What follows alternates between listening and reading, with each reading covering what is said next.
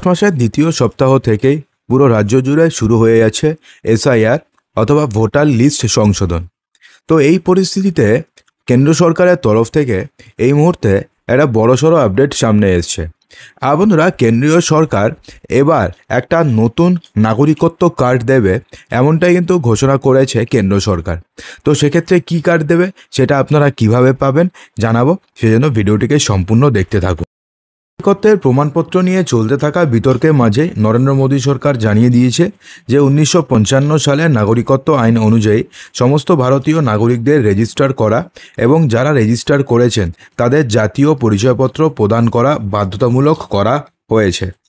মঙ্গলবার লোকসভায় তৃণমূল কংগ্রেসের সাংসদ মালা রায়ের ভারতের নাগরিকত্বের জন্য গ্রহণযোগ্য কী কী নথি বলে বিবেচিত হবে সেই সম্পর্কে একটি প্রশ্নের জবাবে স্বরাষ্ট্র প্রতিমন্ত্রী বান্দি সঞ্জয় কুমার সংসদে বলেছেন যে 1955 সালের নাগরিকত্ব আইনে 2004 সালের সংশোধনী কেন্দ্রীয় সরকারকে সমস্ত নাগরিকদের রেজিস্ট্রার এবং জাতীয় পরিচয়পত্র প্রদানের ক্ষমতা দেয়।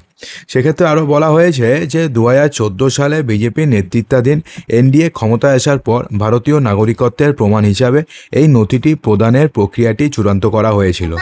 মন্ত্রী বলেছেন যে নাগরিকত্বের পরিচয়পত্র সেই সমস্ত নাগরিকদের দেওয়া যেতে পারে যাদের বিবরণ জাতীয় নাগরিক নিবন্ধক বা এনআরআইসি বা জাতীয় নাগরিক পঞ্জি বা এনআরসিতে লিপিবদ্ধ রয়েছে। সেক্ষেত্রে মন্ত্রী জানিয়ে দিয়েছে যে কেবলমাত্র এনআরসিতে নাম তুলেছেন এমন নাগরিকরাই জাতীয় পরিচয়পত্রের জন্য যোগ্য। তবে অসময় একমাত্র রাজ্য যেখানে এখনও পর্যন্ত এই প্রক্রিয়া সম্পূর্ণ হয়েছে।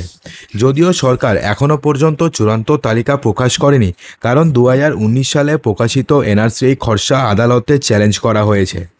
অসম সরকারের দাবি যে 3.29 কোটি আবেদনকারীর মধ্যে 19 লক্ষ বাসিন্দাকে এনআরসি থেকে বাদ দেওয়া হয়েছে।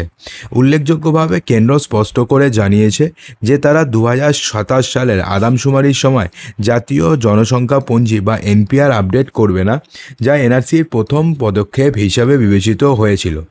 প্রথম এনপিআর 2010 সালে প্রস্তুত করা হয়েছিল এবং পরে 2011 সালের আদমশুমারির সময় প্রথম পর্যায়ে তথ্য সংগ্রহ করা হয়েছিল। 2015-2016 সালে সর্বশেষ আপডেট করা এনপিআরে 119 কোটি নাগরিকের তথ্য রয়েছে। 2019 সাল 2020 সালে নাগরিকত্ব সংশোধনী আইন সিএএ এবং এনআরসি ঘিরে বিক্ষোভে সারা দেশে 83 জন নিহত হয়েছিলেন।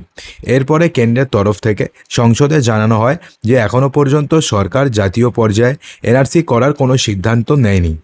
ভারতীয় জনতা পার্টি বা বিজেপি তাদের 2024 সালে নির্বাচনী ইশতেহার থেকে এনআরসি বাদ দিয়ে দেয়, যদিও এই এনআরসি ছিল তাদের 2019 সালের ইশতেহারের অন্যতম প্রধান নির্বাচনী প্রতিশ্রুতি।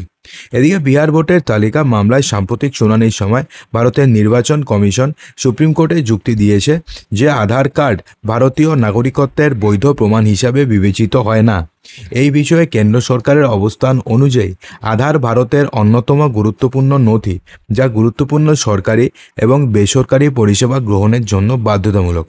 কর্মকর্তাদের মতে নাগরিকত্বের প্রমাণ হিসেবে যেই সমস্ত গুরুত্বপূর্ণ নথি পেশ করা যেতে পারে তার মধ্যে রয়েছে ভোটার আইডি কার্ড, জাতীয় বা ভারতীয় পাসপোর্ট এবং জন্ম শংসাপত্র।